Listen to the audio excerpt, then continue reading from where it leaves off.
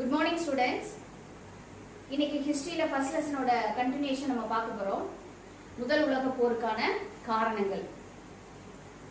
முதல் உலக போருக்கு முன்னாடி ஐரோப்பா நாடு எப்படி இருந்தது, ஐரோப்பா கண்டம் எப்படி இருந்தது அப்படின்றத போன கிளாஸ்ல பார்த்தோம்.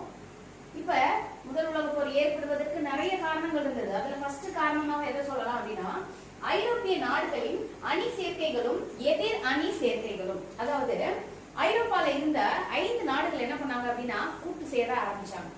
அதுல மைய நாடுகள் அப்படின்னு அழைக்கப்படுகின்ற ஜெர்மனி, ஆஸ்திரியா ஹங்கேரி, இத்தாலி, இந்த 3 நாடுகளும் தங்களுக்குள்ள ஒரு உடன்படிக்கை செஞ்சுக்கிட்டாங்க.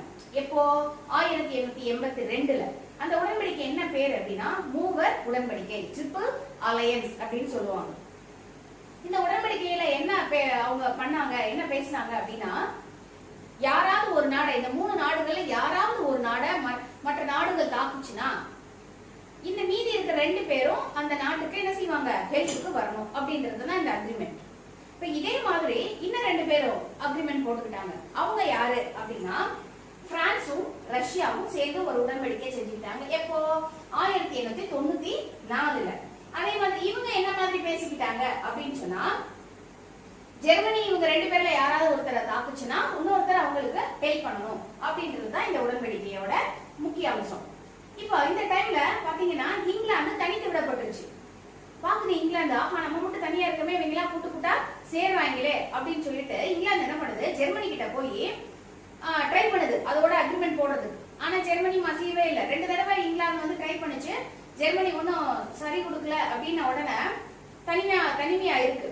அந்த டைம்ல இந்த ஜப்பான் இருக்கு இல்லையா, அந்த ஜப்பான் வந்து என்ன நினைக்குது அப்படின்னா, அதுக்கும் ரஷ்யாவுக்கும் ஏற்கனவே ஒத்துக்கிறாரு, 2மே எதிரி நாடுகள். இப்ப இவங்க 2 பேரும் கூட்டு சேர்ந்த உடனே இந்த ஜப்பான் என்ன பண்ணுது, இங்கிலாந்தோட கூட்டு சேர்ந்துக்கலாம் அப்படின்னு நினைச்சு 1902ல யாரோட ஒப்பந்தம் பண்ணுது, இங்கிலாந்தோட ஒரு உடன்படிக்கை செஞ்சுக்குது. இத பார்த்த உடனே பிரான்ஸ் என்ன பண்ணுது, ஆஹா இது சரிப்பட்டு வராதே, நம்ம இங்கிலாந்து நம்ம பக்கம் சேர்த்துக்கணும் அப்படின்னு சொல்லிட்டு பிரான்ஸ் இங்கிலாந்தோட 1904ல ஒரு ஒப்பந்தம் போடுது. இப்ப இந்த ஒப்பந்தத்துல இவங்க 2 பேரும் என்ன முடிவு பண்றாங்க அப்படின்னு சொன்னா, பிரான்ஸ் நாடு ஆப்பிரிக்கால இருக்கக்கூடிய மொராக்கோ நாட்டை நான் எடுத்துக்கிறதுக்கு நீ எனக்கு ஹெல்ப் பண்ணணும், நீ எனக்கு அங்கீகாரம் கொடுக்கணும், நான் அங்கீகரிக்கிறதுக்கு நீ எனக்கு ஹெல்ப் பண்ணணும். இன்னொன்னு என்ன அப்படின்னா, இங்கிலாந்துக்கு எகிப்த புடிச்சுக்கிறதுக்கு பிரான்ஸ் வந்து இங்கிலாந்துக்கு ஹெல்ப் பண்ணணும் அப்படின்றதா இவங்க 2 பேருடைய அக்ரிமெண்ட். அதாவது மொராக்கோவையும் பிரான்ஸையும் 2 பேரும் பயன்படுத்திக்கிறதுக்கு 2 பேரும் ஒருத்தருக்கு ஒருத்தர் ஹெல்ப் பண்ணிக்கணும் அப்படின்னு முடிவு பண்ணாங்க. சோ இந்த மாதிரி இப்ப 3 நாடுகள் ஒன்னாயிட்டாங்களா, யார் யாரு, பிரான்ஸ், ரஷ்யா, இங்கிலாந்து 3 பேரும் இப்ப ஒண்ணு சேர்ந்துட்டாங்க. சோ இவங்க 3 பேரும் சேர்ந்து நேச நாடுகள் அப்படின்னு அழைக்கப்படுற இந்த நாடுகள் மூவர் கூட்டு உடன்படிக்கையை செஞ்சுக்கிட்டாங்க. அதுக்கு இங்கிலீஷ்ல ட்ரிபிள் என்டென்டி அப்படின்னு சொல்லுவாங்க. சோ இப்ப பாத்தீங்கன்னா ரஷ்யா, ஐரோப்பால இந்த பக்கம் ஒரு 3 நாடுகள், இந்த பக்கம் ஒரு 3 நாடுகள் என்ன பண்ணிட்டு இருக்காங்க, ஒரு கேங்ஸ்டர் மாதிரி உருவாகிட்டு இருக்காங்க. கேங் சேர்ந்தாலே அது ஆபத்து தானே, பிரச்சனைக்கு தானே கொண்டு போகும். சோ இது ஒரு வாருக்கு இழுத்துட்டு போற மாதிரி சிச்சுவேஷனை உருவாக்குச்சு. 2வது ரீசன் என்ன அப்படின்னா, வன்முறை சார்ந்த தேசியம். வன்முறை சார்ந்த தேசியம்னா, நாடுகள் இருக்கக்கூடிய மக்கள் தன் நாட்டின் மீது அதிகப்படியான தேசப்பற்ற வச்சிருந்தாங்க. சோ அந்த தேசப்பற்று எப்பவுமே எதுவுமே ஒரு லிமிட்ல இருக்கணும். அளவுக்கு அதிகமா போச்சுன்னா அது பிரச்சனையில முடியும். இவங்க என்ன மாதிரியான ஒரு தேசப்பற்ற வச்சிருந்தாங்க அப்படின்னா, என் நாடு என்ன செஞ்சாலும் அது சரியோ தப்போ அதுக்கு நான் சப்போர்ட் பண்ணுவேன், இந்த மாதிரியான மனப்பாங்கு தான் அந்த மக்கள் கிட்ட இருந்துச்சு. இது வந்து நல்ல விஷயமே கிடையாது இல்லையா, ஆரோக்கியமான விஷயம் இல்லை. அப்போ இங்கிலாந்துல இருந்த நாட்டுப்பற்றுக்கு பேர் என்ன அப்படின்னா ஆரவாரமான நாட்டுப்பட்டு, அது இங்கிலீஷ்ல ஜிங்கோயிசம் அப்படின்னு சொல்றாங்க. பிரான்ஸ்ல அதிதீவிர நாட்டுப்பட்டு சாவனிசம் அப்படின்னு சொல்லலாம். ஜெர்மனில வெறி கொண்ட நாட்டுப்பட்டு, அது வந்து குல்ச்சர் அப்படின்னு சொல்றாங்க. சோ இந்த மாதிரி ஒவ்வொரு நாடும் தன் நாட்டின் மீது அதிகப்படியான நாட்டுப்பற்ற வச்சிருந்துச்சு. இதுவும் எதுக்குதான் லீட் பண்ணிட்டு போவோம், போருக்கு. எப்ப நான் பெருசு, என் நாடு பெருசு அப்படின்னு வந்துச்சோ நாம யாருக்கும் என்ன பண்ண மாட்டோம், விட்டு கொடுக்க எதையும் விட்டு கொடுக்க மாட்டோம் இல்லையா. சோ இதுவும் பிரச்சனைக்கு கொண்டு போச்சு. அடுத்தது 3வது காரணம் என்ன அப்படின்னா, ஜெர்மன் பேரரசின் ஆக்கிரமிப்பு மனப்பாங்கு. அதாவது ஜெர்மன் நாட்டினுடைய மக்களுடைய எண்ணம், அந்த நாட்டு அரசருடைய எண்ணம். அந்த நாட்டு அரசர் யார் அப்படின்னா கெய்சர் வில்லியம் II, 2ஆம் கெய்சர் வில்லியம். சோ அவங்களுடைய எண்ணம் அப்படின்னா, உலகத்திலேயே உயர்ந்த இனம் ஜெர்மானிய இனம் தான், அதாவது ஜெர்மன்ஸ் தான் உலகத்திலேயே உயர்ந்த இனம் என்றும் அந்த நாடு தான் உலகையே ஆள பிறந்தது அப்படின்ற மாதிரியான எண்ணம் கொண்டவங்க யாரு? அந்த நாட்டு மக்களும் அந்த அரசரும். அது நினைச்சிருந்தா மட்டும் பரவாயில்ல, அவர் டிக்ளேரே பண்றாரு. எப்படி சொல்றாரு அப்படின்னா, ஜெர்மனி தான் உலகத்தின் தலைவன் அப்படின்னு அவர் அறிவிக்கிறார். அப்ப எப்பவுமே 4 பேர் உட்கார்ந்து இருக்கும் போது நான் மட்டும் நான் அப்படி இப்படின்னு பெருமை பேசிக்கிட்டு மற்றவங்களுக்கு கடுப்பு வரும் இல்லையா? சோ இந்த மாதிரி இதனுடைய செயல்பாடுகள் இருந்தது. அப்போ இதுக்கு முன்னாடி அதாவது 1805ல ட்ரஃபால்கர் அப்படின்ற இடத்துல இங்கிலாந்துக்கும் பிரான்ஸுக்கும் முன்னாடி யார் இருந்தப்ப? நெப்போலியன் போனப்பட்டு இருந்தப்ப சண்டை நடந்தது. நெப்போலியன் பத்தி கேள்விப்பட்டிருக்கீங்க இல்லையா? மாவீரன் நெப்போலியன். சோ அவன் போர் செஞ்ச எல்லா போர்லயும் அவன் ஜெயிச்சுட்டே இருந்தான். அப்போ இங்கிலாந்துக்கும் பிரான்ஸுக்கும் சண்டை.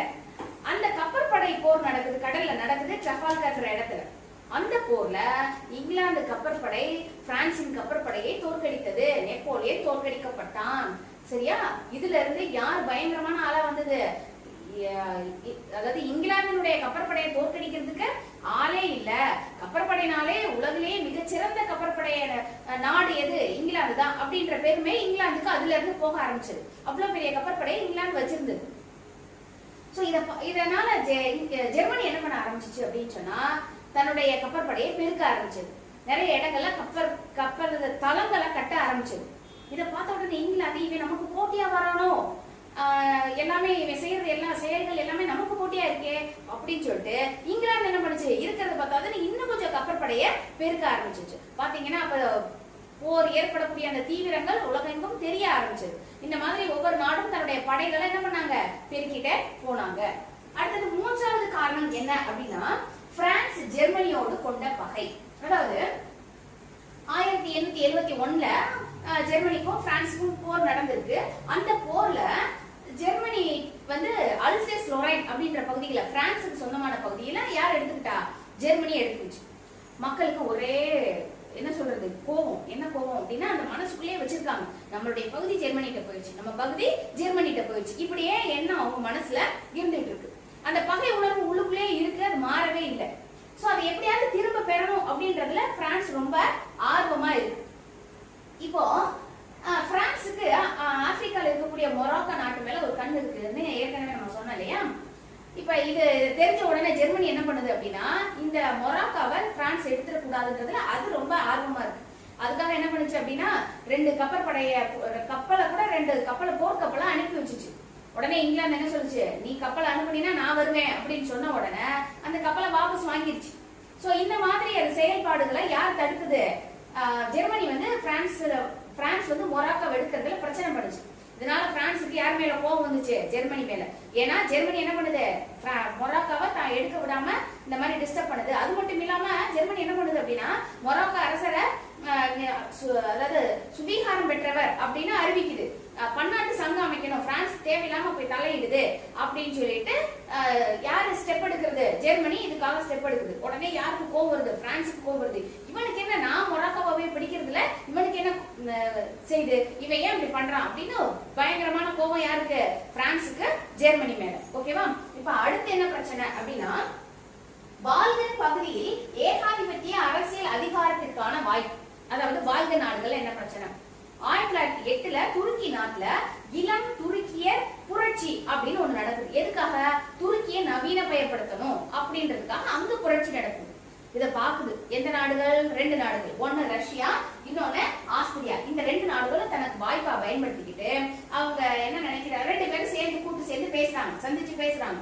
என்ன சொல்றாங்க அப்படின்னா, போஸ்னியா ஹெர்சகோவினாவை ஆஸ்திரியா நீ இணைச்சுக்கோ, அப்புறம் டார்டனல்ஸ் அப்புறம் போஸ்பரஸ் அப்படின்ற 2 துறைமுகங்கள் வழியாக நான் என்னுடைய போர்க்கப்பல்களை கொண்டு போறதுக்கு நீ அனுமதி எனக்கு கொடுக்கணும் அப்படின்னு இவங்க 2 பேரும் சேர்ந்து பேசி வைக்கிறாங்க. சரியா? இப்ப பேசிட்டு இருக்கும்போது ரஷ்யா இப்ப ஆஸ்திரியா டிக்ளேர் பண்ணிருக்கு, பேசின மாதிரியே போஸ்னியா ஹெர்சகோவினாவை நான் என்ன பண்ணிட்டேன், என் நாட்டோட இணைத்துக் கொண்டேன் அப்படின்னு டிக்ளேர் பண்ணிருக்கு. இத பண்ண உடனே செர்பியா கோவப்படுது. நீ எப்படி உன் நாட்டோட சேர்த்துக்கலாம் அப்படின்னு செர்பியா கோவப்படுது. செர்பியா கோவப்பட்ட உடனே செர்பியாவும் ரஷ்யாவும் அண்டை நாடுகள், 2 பேரும் நட்பு நாடுகள். அப்ப ஜெர்மனி என்ன பண்ணுது? செர்பியாவுக்கு யார் வருவான்?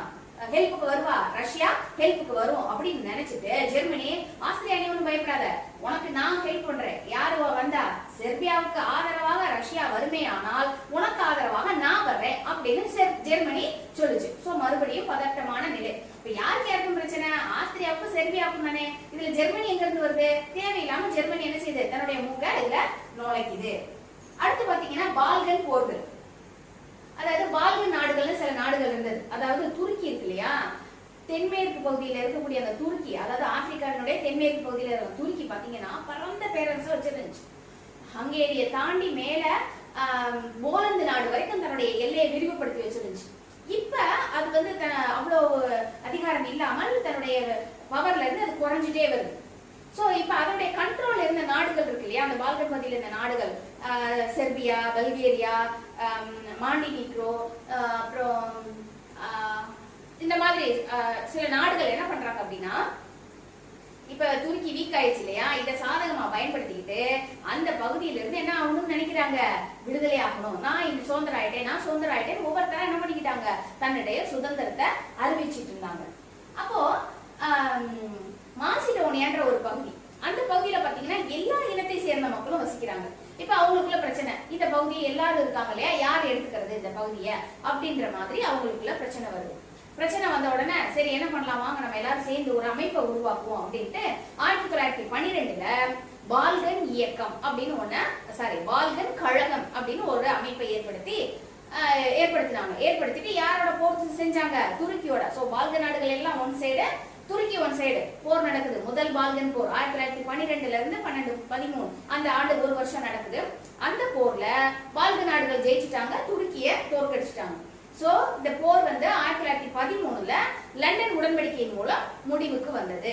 சரி, இப்ப மறுபடியும் பிரச்சனை வருது. என்ன? மாசிடோனியாவை யார் எடுக்கிறது, எந்த பக்கம் சேர்க்கிறது அப்படின்னு ஜெயிச்ச நாடுகளுக்குள்ள பிரச்சனை வருது.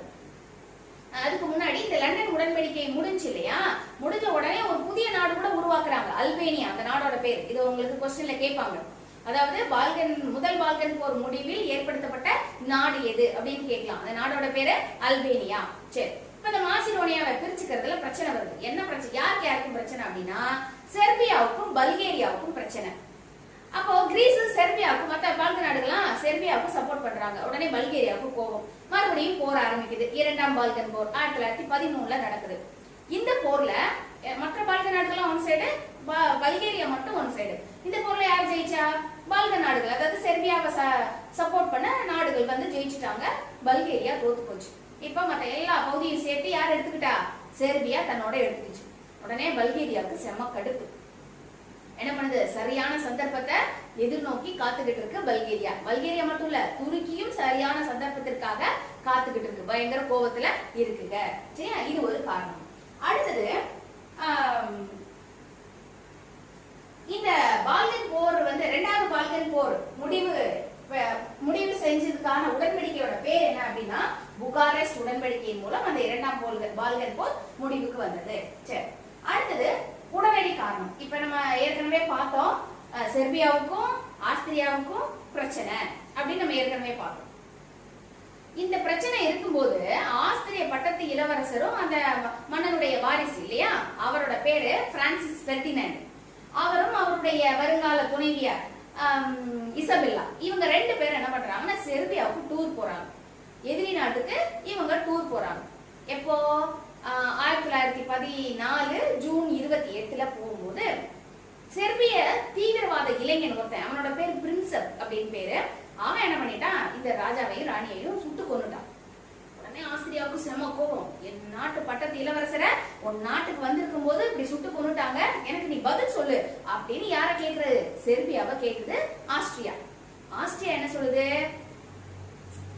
தீவிரவாதி சுட்டு கொண்டதுக்கு நான் என்ன பண்ண முடியும் அப்படின்னு அது சொல்லிடுச்சு. ஏன்னா பட்டத்து இளவரசனே போயிருக்கான் இல்லையா, அப்ப அவங்களுக்கு எவ்வளவு கோபம் இருக்கும். ஆஸ்திரியா என்ன பண்ணுச்சு? உன்னுடைய பதிலாம் எங்களுக்கு திருப்தியாவே இல்ல, அப்ப உன்னோட நீதான் ஏதோ பிளான் பண்ணிட்ட அப்படின்னு சொல்லிட்டு செர்பியா மேல ஆஸ்திரியா என்ன பண்ணுது? போர் அறிவிப்பு செய்யுது. இப்ப இவங்க ரெண்டு பேருக்கும் சண்டை, இவங்க ரெண்டு பேரும் போர ஆரம்பிச்சாங்க. இந்த போர் தான் முதல் உலக போரா ஆரம்பிக்குது. எப்படி அப்படின்னு சொன்னா, இப்ப செர்பியாவுக்கும் ஆஸ்திரியாவுக்கும் போர் ஆரம்பிச்சிருச்சு. இந்த ஜெர்மனி இருக்கு இல்லையா, அந்த ஜெர்மனி என்ன பண்ணுது? செர்பியா ரஷ்யாவுடைய ஃப்ரெண்ட் இல்லையா, அப்ப ரஷ்யா வரும்ன்ற வதந்தி சரியா ஹெல்ப்புக்கு வரும் அப்படின்னு கேட்டுட்டு இந்த ஜெர்மனி என்ன பண்ணுது, நான் உனக்கு ஹெல்ப் பண்றேன் சரியா அப்படின்னு சொல்லிட்டு அவங்க போர் ஆரம்பிக்கிறதுக்கு முன்னாடி நான் உன் மேல போர் டிக்ளேர் பண்றேன் அப்படின்னு சொல்லிட்டு ஜெர்மனி ரஷ்யா மேல போர் செய்யும். சண்டை யாருக்கு யாருக்கும், செர்பியாவுக்கும் ஆஸ்திரியாவுக்கும். இப்ப சம்பந்தமே இல்லாம ஜெர்மனி யார் மேல போர் தொடுக்குது, ரஷ்யா மேல போர் தொடுக்குது சரியா. இப்ப ரஷ்யாவும் பிரான்ஸும் ஏற்கனவே ஃப்ரெண்ட்ஸ் இல்லையா. இப்ப ரஷ்யா மேல ஜெர்மனி போர் தொடுத்த உடனே பிரான்ஸ் ஆட்டோமேட்டிக்கா யாரோட ஹெல்ப்புக்கு வருது, ரஷ்யாவோட ஹெல்ப்புக்கு வருது சரியா. இப்ப நடுநிலை நாடா இதோட விட்டுருந்தாலும் பரவாயில்ல. இந்த ஜெர்மனி என்ன பண்ணுச்சு அப்படின்னா, பெல்ஜியம்னு ஒரு பக்கத்துல ஒரு நாடு இருக்கு, அப்படி இந்த மேப்ல பாருங்களேன், இது பிரான்ஸ், இது ஜெர்மனி, இங்க நெதர்லாந்து, இங்க பெல்ஜியம். இந்த பெல்ஜியம் நாடு வந்து நடுநிலை நாடு. இந்த நாட்டின் மேல யாரு போர் தொடுக்கிறது, ஜெர்மனி போர் தொடுத்துச்சு. தொடுத்த உடனே இங்க என்ன பண்ணுச்சு, அது போர்க்குள்ள இந்த வாருக்குள்ள இங்கிலாந்து நுழையிறத யாரால என்ன செய்ய முடியல, தடை செய்ய முடியல. சோ இங்கிலாந்து இந்த போர்ல என்ன செஞ்சுச்சு, கலந்துக்குச்சு. சோ ஒரு ரெண்டு நாடுகளுக்கு இடையில ஏற்பட்ட போரானது இப்ப என்ன ஆயிடுச்சு, பெருக ஆரம்பிச்சிச்சு. இனிமே போர் ஆரம்பிச்சு நடந்துகிட்டு இருக்கும்போது மற்ற மற்ற நாடுகள்லாம் என்ன பண்ண ஆரம்பிச்சது, இந்த போர்ல கலந்துக்கிற ஆரம்பிச்சாங்க. சோ அடுத்த லெசன்ல நம்ம வந்து இந்த போர் எப்படி நடந்தது அப்படின்றத பார்க்கலாம். போருக்கான காரணங்கள் உங்களுக்கு புரிஞ்சிருக்கும்னு நான் நம்புறேன். தேங்க்யூ.